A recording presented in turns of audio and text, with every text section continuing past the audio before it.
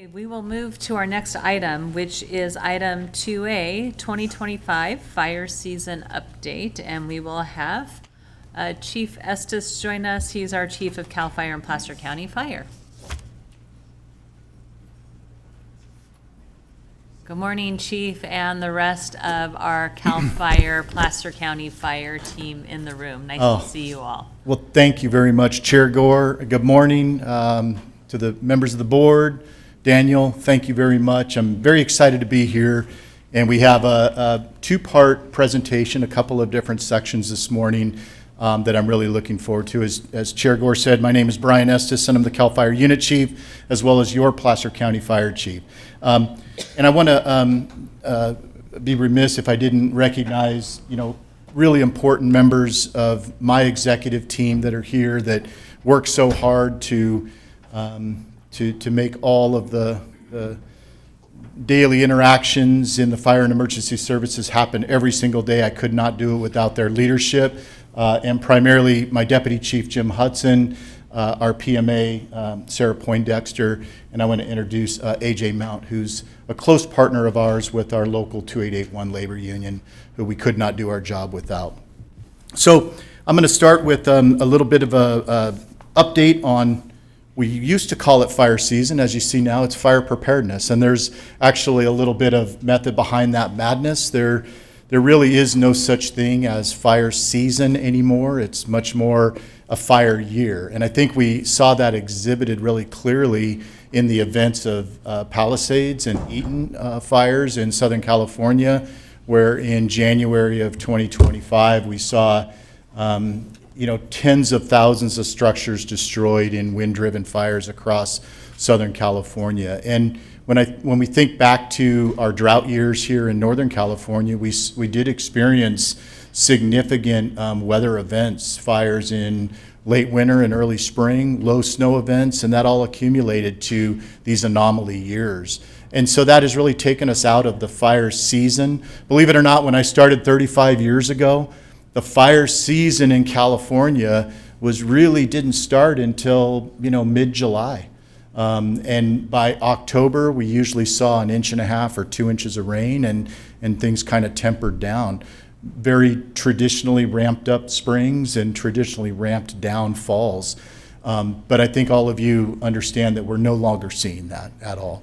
And the results of the drought years, the results of the dead and down that we're seeing across the foothills, we're dealing with every single day. And we have seen our population densities and our demographics increase into some of the highest threat areas across our foothill region. Placer County, as well as our neighbors to the north, we have some of the highest numbers of habitable structures and population densities within the wildland urban interface areas of California.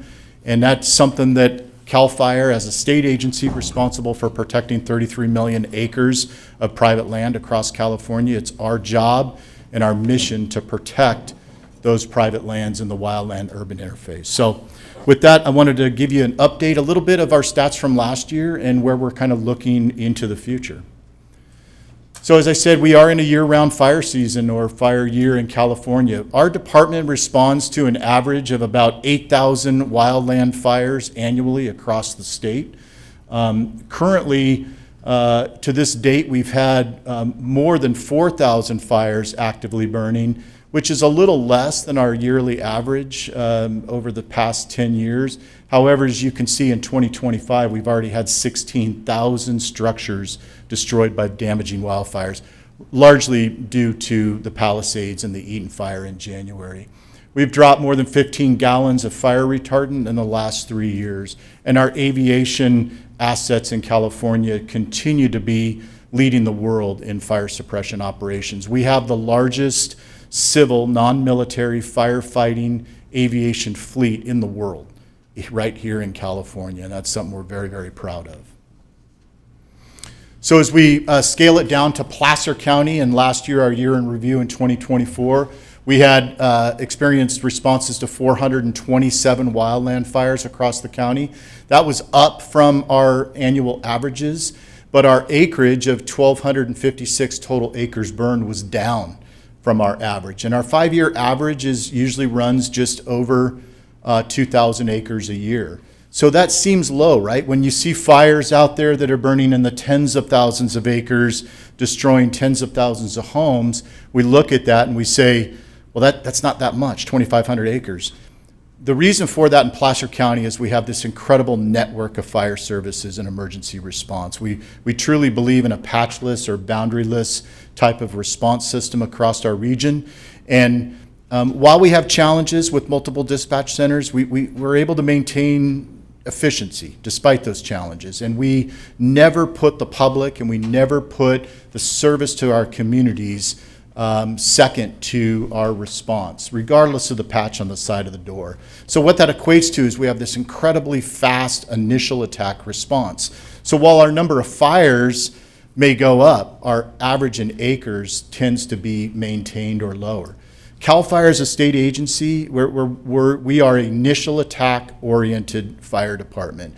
And we base our mission on containing 95% of the fires we respond to at 10 acres or less. So why is that? Because we don't manage public land. We protect private tax-paying land. That's our mission. So we have one option, and that is quick, aggressive initial attack with a full force of ground and aviation resources. And in my tenure as fire chief, I'm very proud to say that we've maintained a 97.8% success average across this county, and that equates to the protection of personal property and lives here in Placer County. Where this all starts from the minute that someone dials 911 is at our Grass Valley ECC. And much like our strong partners with the Sheriff's Office and their dispatch center, we maintain a really high efficiency level for dispatching those 911 calls. Over 40,000 calls are dispatched annually by the Grass Valley ECC. They dispatch for over 30 agencies across Placer County, Nevada County, the east side, even into Washoe County, Nevada with Incline Village. And what that equates to is the most efficient manner, because you're lessening the amount of calls that you're having to transfer between different dispatch centers, which equates to getting equipment on the road, aviation assets in the air, and mitigating the emergency as quickly as possible. We work really, really closely with PCSO's dispatch center. Literally, they're listening to each other's frequency, and it's as simple as picking up a line and talking through those calls. And that's something that should not be overlooked.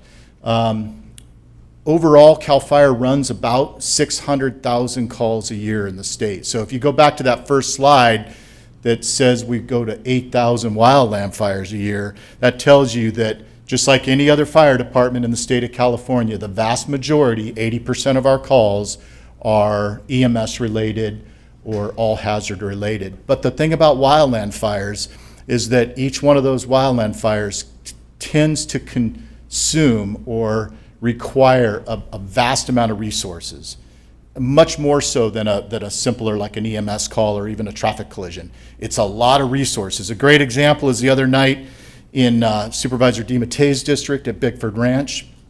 You know, a relatively small fire, 3 acres, contained in one of the drainages there just below the new construction at Bickford. But the response to that included about 11 fire engines, 2 hand crews, a bulldozer, a battalion chief, a division chief, and 2 arson investigators for a 3-acre fire. So, and those resources were committed till 3 a.m., maintaining the mop-up, salvage, and investigation for that fire. So it's a different kind of animal that we deal with on wildland fires than in your average day-to-day calls. So when we look at the state of California, the question I always get, you know, kind of in what we used to call fire season is, how bad's it going to be, Chief? You know, is it, if it's a wet year, it's always more fuel and more to burn. If it's a dry year, it's drought and everything's going to burn down early.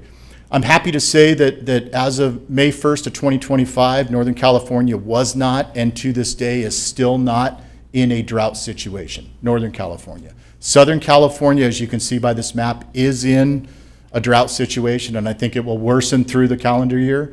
But we are at 90 to 110% of our precipitation levels, and the storage of that precipitation is as important as anything.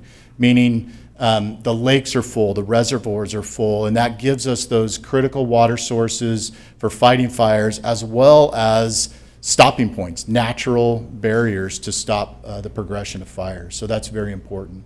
Our statewide position at CAL FIRE, even though we are in a fiscal dilemma or emergency in the state of California budgetarily, but CAL FIRE's position is stable and strong. And I think that's a testament to our agency's fortitude and the mission that we complete, and the work ethic and the professionalism that our agency shows the taxpayers in California. Our C-130s and S-70I programs, the Black Hawk programs, which have been paramount and in kind of a change agent in our aviation program, are on track. We have the second C-130 just came online last month, and we're expecting to have a third on at McClellan in the next month or two, with a total of 7 in the fleet by 2028. And that will complement our existing fleet of S2s that you're so commonly used to seeing.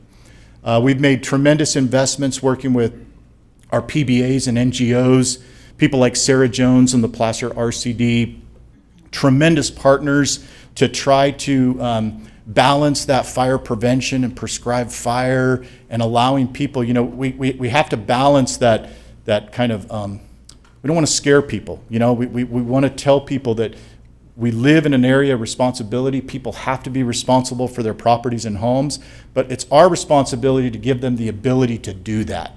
And those windows between air pollution control issues and weather issues, it's hard to find those windows for people to do what they need to do to keep their properties safe. So working very closely with our NGOs to provide that.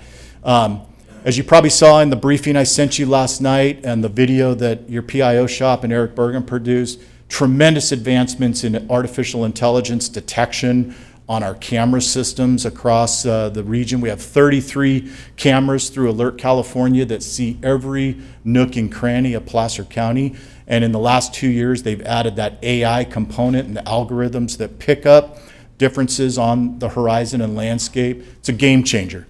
Last year we had the fire in the North Fork of the American River fire at Windy Point.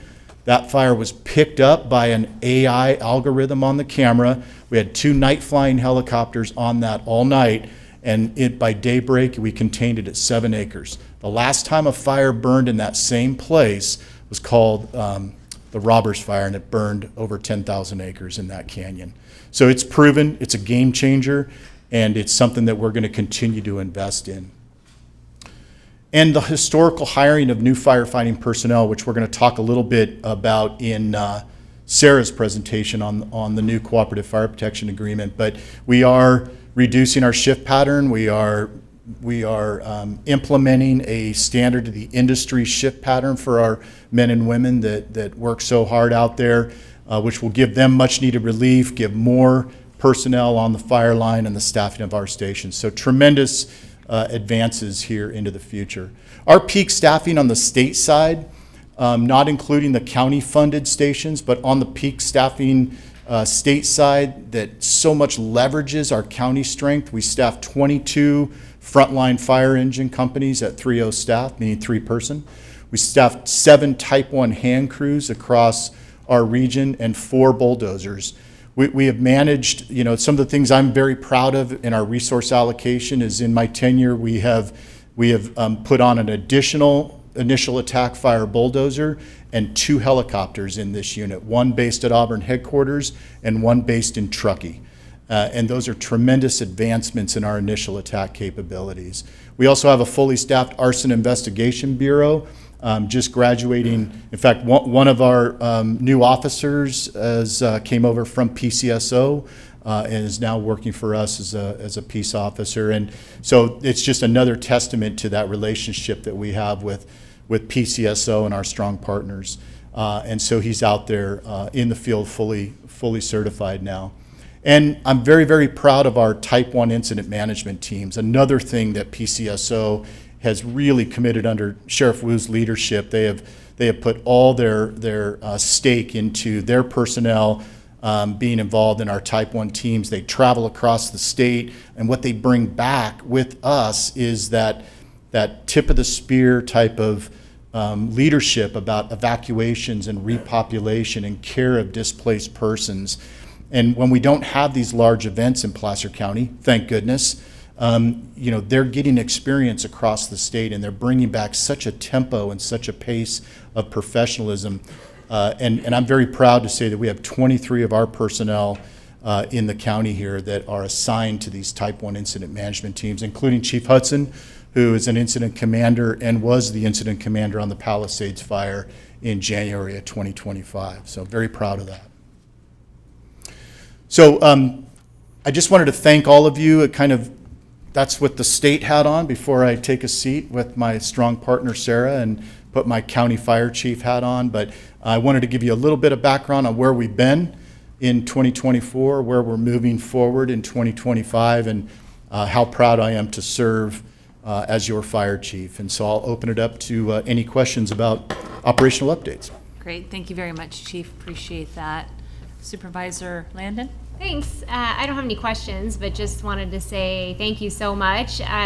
We, at where we live, we haven't had any fires super close to us, but this year has just been this very strange year, and our next door neighbor did a burn pile on a windy day, and it got very scary, and you guys were there, and then our neighbor across the street had their house burned down, and you guys were on it, and were there throughout the whole night into the next morning, and I know Sheridan has had a few close calls recently too, and I received some really positive feedback from the folks in Sheridan just saying thank you so much for your fast response, and it was like an all-out warfare against the fire, and so they were just really thankful, and I want to pass that along to you because you and your teams do such great work and you're on it, and it's really comforting to know that you are on it. So when you get the call, you know that they're going to respond quickly and fiercely. So thank you for all of that. Thank you. Supervisor DeMattei? Thanks for the presentation. And again, thank you for keeping myself and the Bickford team up to date on what was happening Friday night and unfortunate, circumstances with the kids going out to play fireworks in dry zones. I guess it needs to be reiterated that we need a fire station out there, and we got to figure out how to get it there sooner, probably, because we do have a lot of residents in the 193 corridor of Sierra College. So, and you showed me who came, so thank you for that update again. So, and appreciate your team as well. And also, I guess there was a fire towards McClellan Air Force Base yesterday, big one. Can you update me on that? Yeah, I think the one you're referring to is actually in Sacramento County. Yeah. Yeah, but I can get some details on that. And I drove by it. Well, I hope that doesn't. Yeah. I'm sure you guys are on it. So, Yeah. but anyways, again, thank you for the update for Friday. You bet. Thank you. Supervisor Gustafson? Thank you. And more to say about Placer County Fire on the next item, but on the fire preparedness. As CAL FIRE moves to this modeling, how many new firefighters will you be hiring throughout the state? Yeah, great question, Supervisor. So in full implementation in 2029, we expect between 24 and 2,700 firefighters in order to fully implement the 66 to the 56. It's the 66 is a bit of an anomaly shift right now. It's really just kind of a bridge to get us, because being a larger agency, it's tough to get us right to that point we need to be. So It's a transition period, as it's a transitional right. shift, but ultimately, up to 2,700 new employees. Great. And then as we look at the cameras, Yeah. I'm a huge fan because we have so many rural areas that we don't have eyes on. How do we compare to other areas of the state with numbers of cameras? Because I think that's something that the county should be aware of and understanding where we rank. Do you know offhand? Yeah, I would say that we are at the top, if not one of the top three. And the reason for that is because when the original program was started, before it was called Alert California, it was actually started by UNR as a private venture before UC San Diego got involved. And the two counties that they chose as beta testing were El Dorado and Placer, and largely because of the Lake Tahoe Basin and the interest from UNR in the Lake Tahoe Basin. So the first cameras that went in were actually around the basin on both the Nevada and California side, and then it's spread through Placer and El Dorado. We have some of the highest numbers in this county of any county in the state of California, and we've expanded into the local areas, even having one on top of Thunder Valley Resort and Casino that has a pretty darn amazing view of the front country, you know, and picks up a lot of stuff. Great. Well, it's really outstanding, the work that CAL FIRE has done, and the aeronautical fleet is amazing to watch. And if you get a chance, if you haven't seen the video already, Supervisor DiMattei and I got to see it at your all hands training, but what an incredible service all of you do for our state. So thank you for that. Thank you. Supervisor Jones? Yes, I wanted to thank you. Thank you. You have most of your team here today, and I know I've told you this before. I think it's amazing the way you all come together, all your teams, when you respond to things, and you all work like a couple of hands together. And I know everyone appreciates all of your work and your hard work, everything that you do for the county and other counties too, when the call comes around. So I just wanted to tell you again how much I appreciate it, and I know everyone really does appreciate everything you do. It's a great job, great work. Thanks, Sue.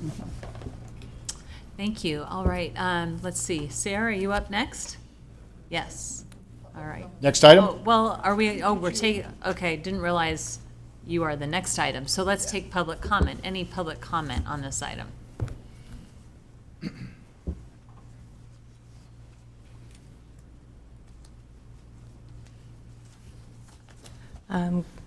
Good morning, Jennifer. Placer County again. Just thank you to Chief Estes. He helped save my cousin's house during the Bear River fire we had a couple years ago, and I'm very grateful for the quick response time.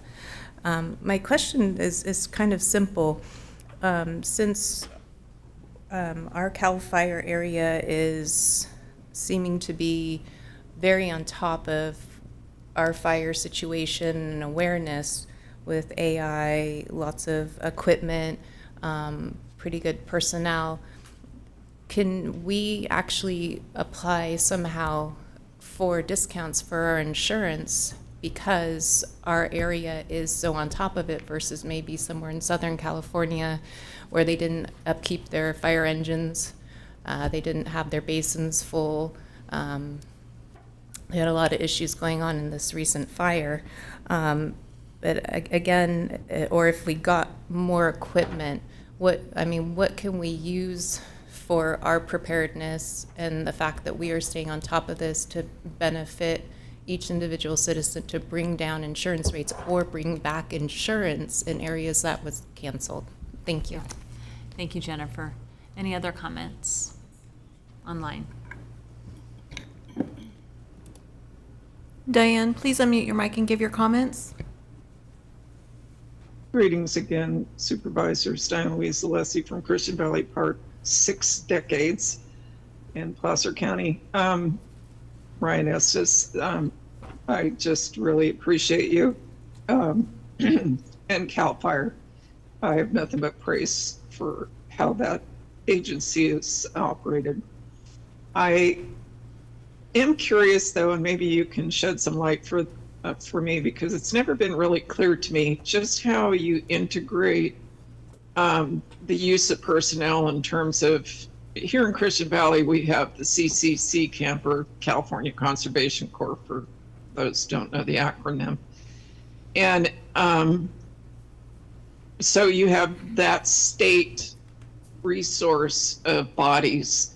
And to me, I think the CCC would be a wonderful expansion. It's in terms of getting people off the street and doing different things, because that's really what it does with young people, is lets them mitigate fire danger. So how that integrates with your contracts with the county versus, and then we have our borders with state land and federal land. And when a fire is ignited in either of those jurisdictions and the cross borders, who bears the brunt of those costs? And if you're up to what dollar amount does the contract in Placer County get covered with being able to integrate other resources like CAL FIRE CCC. I know here in Christian Valley, to Jennifer's point, there should be some way for us to go to the insurance commissioner, because when we had that small fire a few years ago here, CAL FIRE was on it like a June bug with air support and borate. CCC camp members were here, and you were dipping out of the Halsey forebay. So we have all those resources here, right, for Christian Valley, and I'm actually was looking at the corner of Greg and Allen to possibly trade the state of California for a fire station for right there, and I'd actually talked to the head at that point. But anyways, Brian, can you like touch on how those contracts and those crossovers into jurisdictions works for us on a financial level, and to Jennifer's point, for insurance? So thank you. Thank you. Another public comment? All right, we'll close public comment. Brian, if you want, or Chief, if you want to come up and just respond to anything that was brought up.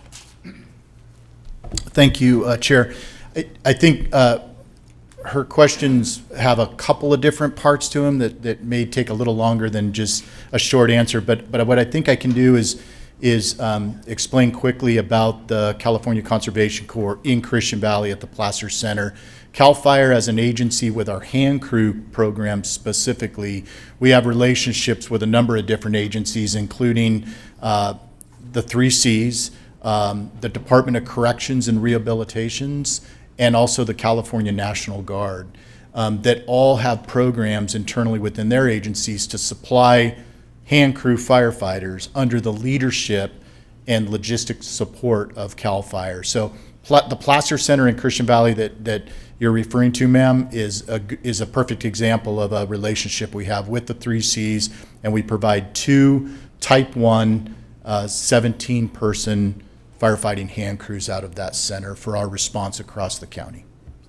Thank you. And I think just to the other point, Chief, is that really our Placer County Fire works in conjunction with CAL FIRE, and when there's an incident, regardless of what badge you have on, it's going to be addressed and taken care of. And our resources are provided. We don't have to worry about running out of contract money. It's just going to get taken care of, correct? Yeah, that's an amazing way to put it, and it's a great segue into the explanation of the new Cooperative Fire Protection Agreement. But the seamlessness of the county fire department and CAL FIRE as agencies working under one leadership model across local government and state government boundaries is one of the most tremendous service delivery products I've ever seen in this state. And we are the only state in the United States that has a program like this. And Placer County is one of the counties that has had the forethought and leadership to take advantage of that. Thank you, Chief. And just as far as the insurance question, I think there's regular interaction with the state insurance commissioner and others about the fact that there's work being done in communities with hardening and clearing areas. How do we have that count for insurance and making sure that, seeing that actually addresses a decrease in rates. So that's just, we completely hear you, and it's ongoing conversations. I know Supervisor Gustafson has had many, and so I'll pass it over to her for just a moment. Just that she's absolutely right. We all want to see this credited on our insurance. All the work and the county investment from our local taxpayers on the ground, improvements, and not seeing that get fully recognized. And I ask you to reach out to our state legislators who can have influence, and our governor with the insurance commissioner, because we've done everything we can as a board of supervisor to affect insurance, but and to try to get credit for our residents and business owners who are suffering under that burden. Thank you, appreciate that. Thank you, Chief, appreciate the update. And Thank you.